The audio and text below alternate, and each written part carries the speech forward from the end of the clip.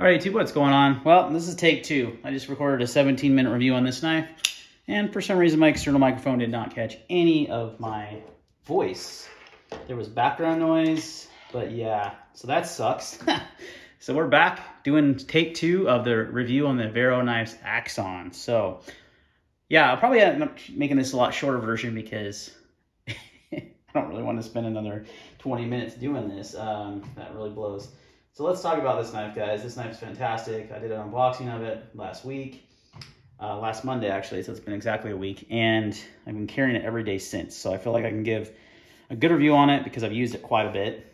That's, to me, is the requirement. Have I carried and used it a lot? Yes, then I can give my thoughts and review on it. So let's talk about some basic specs first, get that out of the way. So first of all, you get this nice packaging. It comes in a nice pouch with a Vero engineering patch that is removable, and it has the actual model of the knife, which is really cool.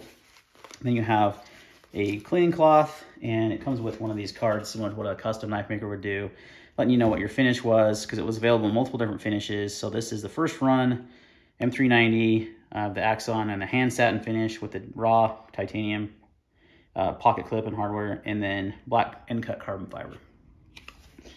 So that's the version I got. There was a red G10, natural micarta, black micarta, copper, and brass is actually coming soon. So there will be a drop on that pretty soon. So this one retails about $295 for the end cut carbon fiber. It was the most expensive option. Actually, copper was, excuse me. So this was next. So about $295 was the retail. I bought the secondary market and I paid about $350. So that's not bad considering what I'm seeing these sell for on the Vero Engineering Facebook group for like 500 bucks, which is nuts. But anyway, we'll get to that. So let's do some size comparisons. The Spidey Chef's a really good one because it's nearly the same size. They're nearly identical in length. And blade shape and everything's very, very close. So that's a good size comparison there. The Vero Fire Tack is a little bit longer in the handle, but not by a lot. Let's do the Pina Mula, which I do love quite a bit myself. A little bit smaller knife. How about the Box F5.5? All right, guys, so I did a lot of these knives. We'll do one more. These are all a lot of recent acquisitions. The Spidey Chef I've had many times before, but I just got another one. But this is the Field Duty EDC by Lanma. It's a little bit bigger. Stacks on it. So I did these on purpose because these are my most recent acquisitions this year and some of my favorite knives that I've kept that are in my rotation. And I got to tell you right now, if you want to stop watching the review, this is my knife of the year of 2021. Boom, bomb, mic drop, just joking. It's only February, that could easily change, but I'm telling you right now, it is fantastic. So, absolutely fantastic. Let's get into some basic specs, and then we'll kind of talk about the different ways I review a knife. Overall length is 8 inches, weight is 3.8, blade is 3.4, cutting edge 3.25 because of a nice sharpening choil, which I appreciate. Blade thickness is 0.135. It is M390, sheepfoot, kind of Warncliffy mod, in between there, kind of blade shape with a flat grind on it. So the thinness behind the edge is fantastic. I get usually around 16 thousandths. Let's do it again. Whoa, I got down to 14 thousandths this time. Oh, maybe in 13.5. Yeah, it is, and that was probably a proper measurement. So it is thin behind the edge, guys. It is a cutting machine. We'll talk about that. So let's talk about that first. Actually, let's talk about cutting performance is number one in importance to me in a knife, and that's where this knife really excels. It excels in every way, but that is one thing that I've had a lot of knives that I really liked that just didn't cut well because they're thick behind the edge. It's thin behind the edge. It's got a nice flat grind, and it slices through cardboard and other materials like butter. I cut a lot of cardboard with this guy. And here's another thing to talk about. This is a hand satin finish, which tends to show scratches more. You can kind of, right there where my fingernail is, there's a couple light scratches from all the cardboard I cut. But other than that, the knife looks pretty new. Also cut up a lot of food, did a lot of food prep with this guy. Zip ties, a lot of packaging, because of Valentine's Day, I was opening presents, stuff like that. And it just, nothing. Everything excelled. It's so sharp too that it came from the factory so sharp, and I've cut a lot with it. I just had to strop it it sliced right through like an Amazon envelope, nearly in half in just one cut. I didn't even like try. I was like, whew, and it nearly cut the whole envelope in half. I was just trying to cut a little slit open. It's a very good cutter. So 100% excels in that matter. Ergonomics on this knife, using this knife ergonomically is so good. Like the handle is, you get it in your hand, you're like, oh man, it melts into your hand. It's super comfortable. I wear a medium-sized glove for reference. I got a lot of handle left. You got big hands, no big deal on this knife. You've got a nice shelf up here designed for you to choke up. Use your jimping right here for finer work. I also carry the knife use the knife like this. Works great. You got a nice flat up here on the blade to do that. In the hammer grip, it's freaking great. You know, in this grip, I mean, every grip I can think of, minus maybe the reverse. The pocket clip does have a little bit of a hot spot, but I'm just absolutely rarely carrying my knife, using my knife like this, so that's okay.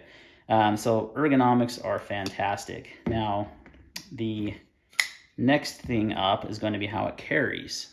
I've heard some complaints on this knife from the forums, the Vero Engineering Facebook group, and that it's kind of a hard pocket clip to get in and out. Now, this is a thick pair of jeans.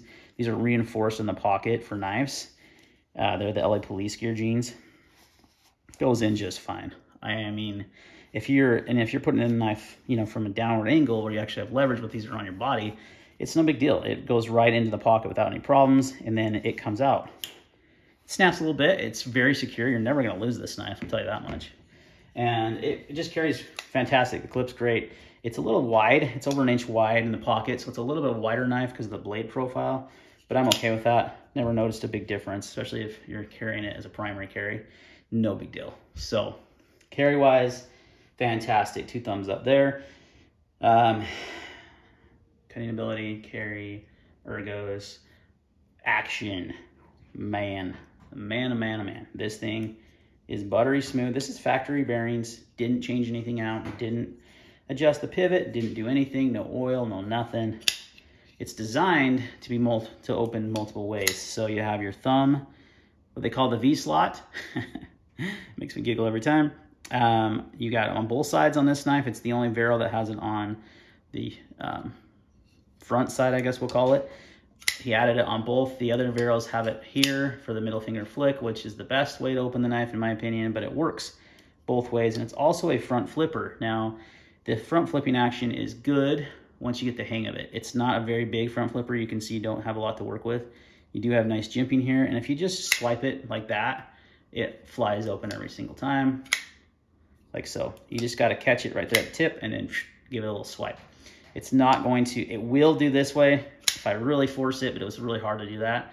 So I don't recommend doing that. I definitely recommend a thumb swipe. So it will front flip just fine. Not my preferred deployment at all. I do the middle finger flick 90% of the time. Sometimes I'll slowly open it with that, or I'll even do the thumb flick. But the front flip is kind of fun, so I'll do it sometimes, but it's not necessary. But you do have 3 methods of deployment on this knife, which is fantastic, and they all work so well. The action is super smooth. The detent is just right. It's not going to shake out, you know, if you're shaking the knife and everything. So it's just right for everything. It's fantastic. The action is way good. Definitely has that fidget factor if you're into that. It's nice to have in my opinion. It's not a need to have in a knife for me, but this knife is very addicting to play with and to fidget with. It'll drive your wife nuts. That's my wife. So yeah, everything about this is just fantastic, guys. So last thing is value. Let's talk about that. I'm definitely shortening this down from my last review. That's probably a good thing. So value-wise on this, so at $295 at the asking price, made in China by Best Tech, but the quality, guys, let me tell you, is so good. And I'll tell you why, I think, because you're doing limited runs.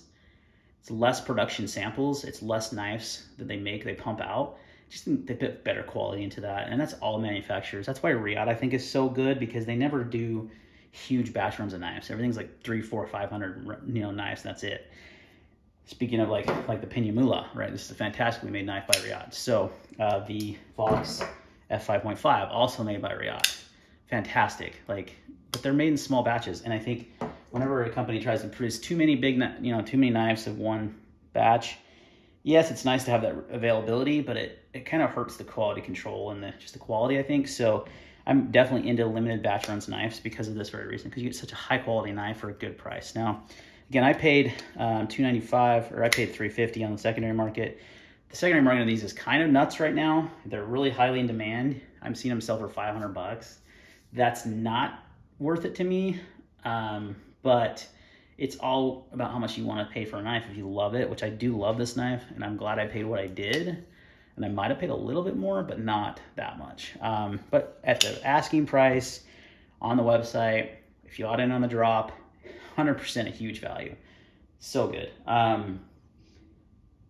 It's one of those things with small productions. Now, he does have a newsletter. I highly recommend you sign up, because he will, when they're doing new drops, they'll do additional drops. Once all pre-orders are fulfilled, they'll do drops.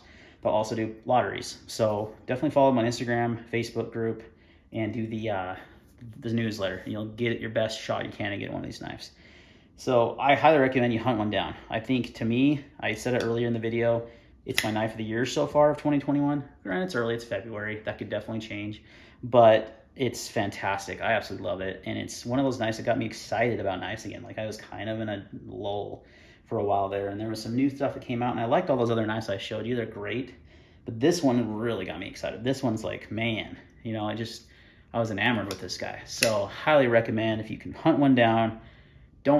It's up to you how much you want to pay for it. I'm not going to tell you that. It's values in the eye of the beholder kind of thing, right? But it's definitely worth paying a little bit more than what they were sold for. Absolutely.